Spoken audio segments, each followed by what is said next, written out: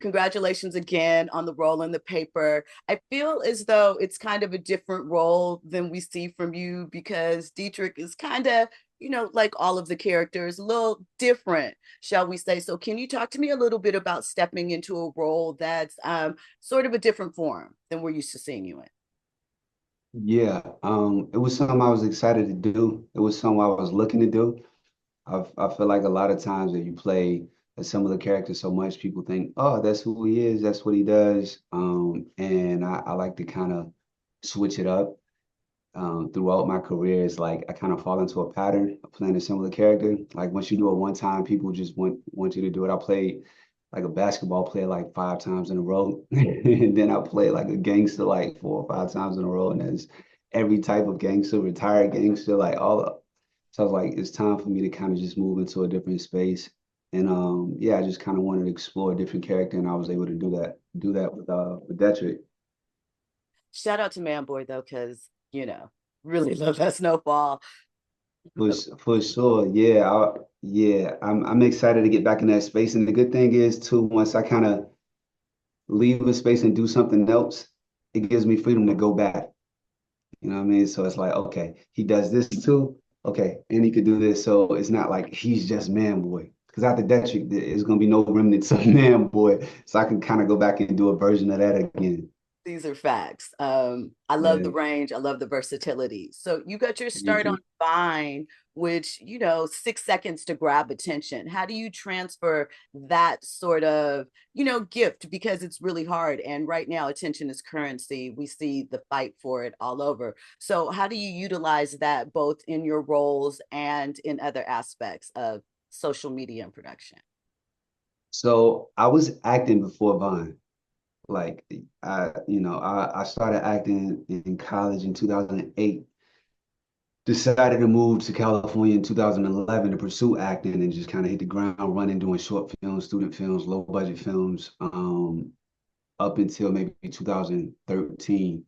And I wasn't getting the opportunities that I felt like I needed to get real representation. And I couldn't get the real representation because I didn't have the real credits. So I was like, I got to figure out another approach because it's not working the way I wanted to work. And I saw social media as a tool to build an audience, and that audience would therefore become valuable to a production or an agency or whatever the case may be. So when I started Vine, I did it for the reason of helping me. I did it for the reason of leveraging it to transitioning to traditional acting. But I definitely learned a lot doing social media. I was able to sharpen a lot of tools. Before that, I hadn't really done much comedy. I learned a lot of comedy from just repetition. Doing Vine, we would shoot multiple videos a day. Every day we would link up, maybe shoot 6 videos, maybe 2 for yourself, and then hop on other people's videos. So I was able to really just sharpen my comedic tools. And also too, I just kind of gained a love for creating. I always felt like I would write at some point or create at some point in my career, but I always thought it would be later on. I didn't think it would be like first. And I just kind of really fell in love with just creating and just being able to write and understand character development and story arc and character arc. I'm able to bring that into traditional spaces, and also just an understanding of editing, understanding of like camera placement and how things work from a production point of view. I think it assists me as an actor too, So that's because doing interesting. social media, you do everything yourself. Right, facts.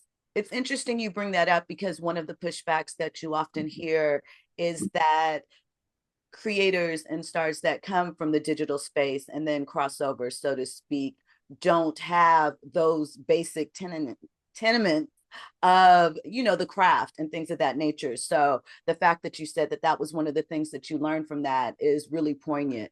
What are some other things that you took from that to expand? And I'm sorry if I was interrupting your point. Please expand. No, no, no, no, not at all.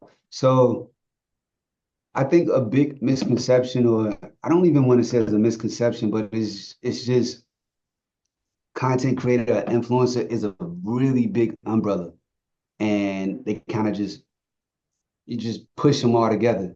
Like to be a content creator, influencer, you can cook, you could do comedy, you could do pranks, you could do interviews, you could vlog, you could stream. Like there's so many things. It's like saying somebody is an athlete. You know what I mean? It's so many different sports you could play. And so to say that everything doesn't translate into film and TV, it wouldn't make sense for everything to translate. If you do personality driven things, it might make more sense for you to translate to being like a host or on-screen personality. If you do, if you create a lot of short films, it might translate into you being a director. But I think the misconception comes with people with a big audience. They Productions sometimes try to leverage that into being an actor because they think it'll bring their audience over to their production and then, eyeballs or money. But if this person's not acting, on camera in their content, you can expect them to understand all of the dynamics of acting on screen. If they cook, then it might make more sense for them to be on a cooking show. But for me personally, creating online definitely helped me sharpen a lot of tools that I could bring into the traditional space. It helped me with my confidence. It helped me understand myself, editing hours of like my footage and my face. I understand what's funny. I understand, how I'm looking on camera, understand the angles, I understand the pacing. I understand what's necessary and what's not, what's fluff, how to, keep a story going, how to not get derailed, trying to improv too much. There's a lot of little small intricacies that come with it that I was able to learn doing social media. And then also just not understanding, but navigating, not celebrity, but the stuff off camera, like dealing with people and prioritizing yourself and prioritizing family and balance and not getting caught up in doing things for attention. All attention ain't equal. So I learned a lot of life lessons through social media. I learned a lot about creating. I learned a lot about myself, and I'm happy I was able to experience attention and quote unquote fame at an earlier point in my life where the stakes weren't as high. So now I kind of know how to navigate this space as I'm older now. So you mentioned off camera, off screen, and the life you built there and the expectations.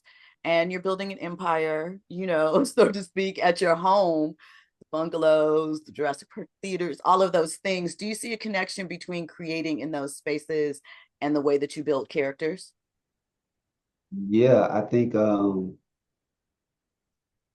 building stuff like with your hands, like DIY stuff or craftsmanship, you just gotta focus on one step at a time. You need a strong foundation.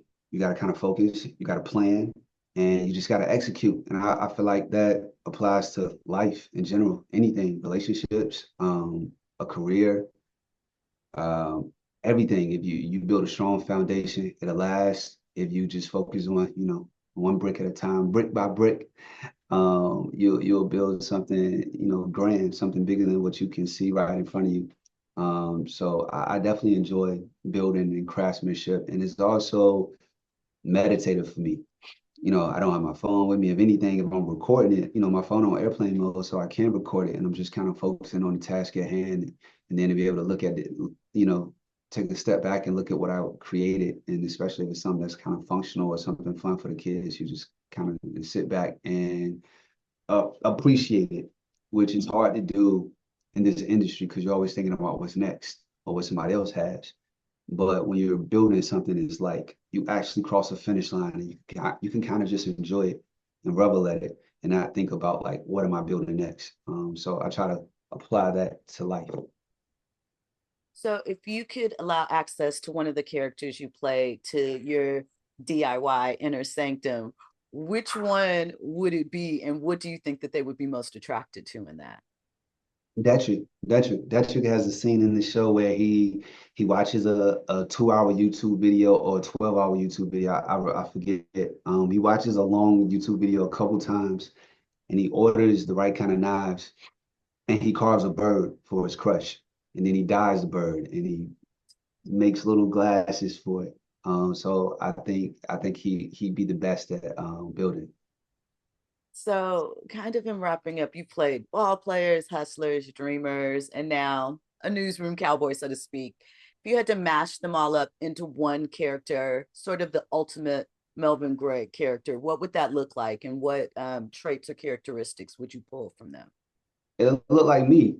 It'll look like me. I feel like each character is a different side of me, maybe at a different point in my life or with different circumstances or a different perspective. But it all comes from me and my experiences. I try to ground every character in my reality. And while I'm filming, I kind of become a part of that character because, like I said, all of it comes from me and my experience. Like Detrick was, a lot of my odd quirks or like spaces where I'm offbeat, which I've learned to mask in real life.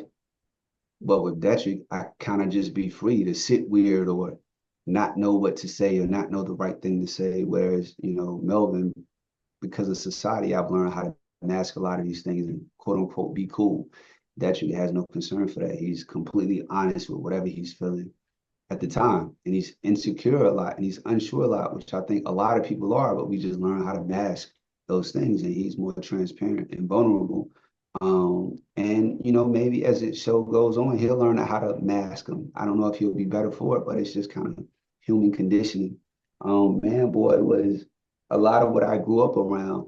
It's probably the character my dad is most proud of because it's closer to him, is a path that I could have took at one point in my life. I thought it was the path I wanted to take because that's what I seen around me. So it's just like, oh, I get to do all the bad things that like I might have fantasized about doing without the repercussions of, that lifestyle. So that's great. Playing basketball. I was never the best basketball player, but I've been playing all my life. But of course, every young kid has the idea of like, oh man, I want to be the man in high school on the varsity basketball team, dating a cheerleader, like, this draft pick. So all of these are like different little fantasies that I've lived out of my mind and now I get to live them out on screen. But it all derives from like me. So I think all of them encompassed together would probably just be me. The last question, wrapping up, you mentioned how you learned production value, writing, characterization, and so forth. If you could put together your own project and budget was no object, what would that be? Would you direct? Would you write? Would you just produce? And would you act in it? Because I've talked to some actors and they say they're not sure if they would want to direct themselves. So is that something that you would want to dive into? So I write, so I have very specific answers to this question. I've been writing for like consistently every day for like maybe the last 5 years. I put more time into writing than I did in social media. The only difference is social media, you put it out the next day and you got instant gratification. When you're writing, you're just kind of secluded in a room and you don't know if the world loves it until it gets made. So I definitely consider myself a writer and I'm very um, intentional with what I write and why. It kind of put me in a space so I could pretty much do anything and everything. I do have a project that I'm working on right now that I approached it with like, don't worry about the parameters of a budget or whatever. Like, if you could do anything that you want to do, make this it because this is the goal to get to a place to do anything you want to do. So it's a Christmas film that involves sports and has a lot of heart. It's funny, it has dramatic moments, it's a strong character arc.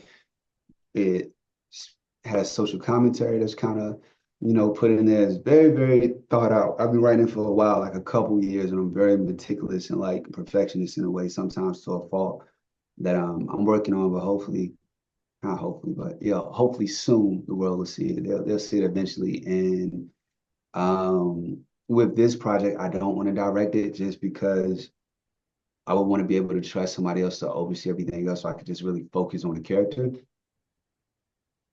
I feel like if you do everything, something's gonna suffer.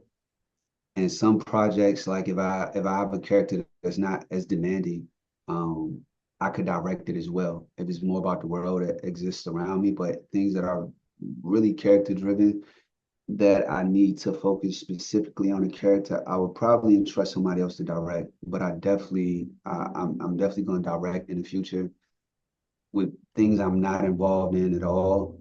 Writing, I'm mainly focusing on things I want to be in. because I write from my perspective and it's things that I understand. So I feel like I'll be valuable to those projects. But who knows what the future holds? I might, end up writing things for worlds that I've never even, stepped in. But for now, the focus is the paper. Hopefully people watch it, they love it, and they look forward to seeing a season two. Because we already lit for season two, and I'm gonna just continue to focus on things I want to do outside of the paper, and just continue to create and stay true to myself. Amazing. Well, thank you so much for your time. I appreciate you. Thank Continued you so success. much.